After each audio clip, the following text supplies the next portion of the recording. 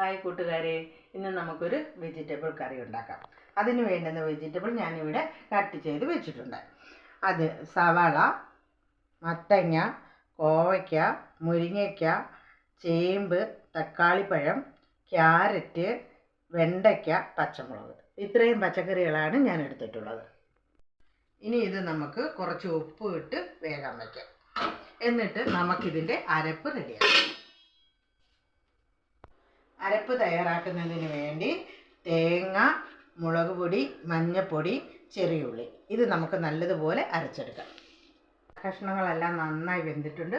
നമുക്ക് അരച്ചു വെച്ച അരപ്പ് ചേർത്ത് കൊടുക്കാം.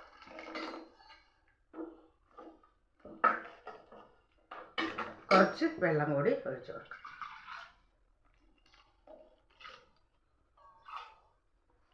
വെള്ളം കൂടി പിഴുപുളി നമ്മൾ റെഡിയാക്കി വെച്ചിട്ടുണ്ട്, അതുകൂടി ചേർത്ത് കൊടുക്കാം.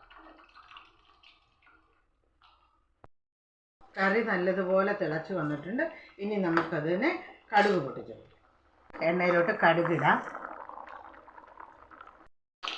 കടുക് പൊട്ടി ഇനി നമുക്കതിനകത്ത് ചെറിയുള്ളി ഇട്ട് കൊടുക്കാം. അത് കഴിഞ്ഞ് നമുക്ക് വറ്റൽമുളക് ഇട്ട് കൊടുക്കാം. അത് കഴിഞ്ഞ് കറിവേപ്പില ഇട്ട് കൊടുക്കാം.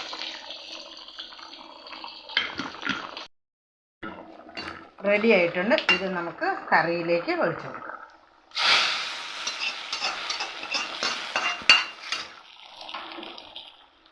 നമ്മുടെ പച്ചക്കറി കറി റെഡി ആയിട്ടുണ്ട്.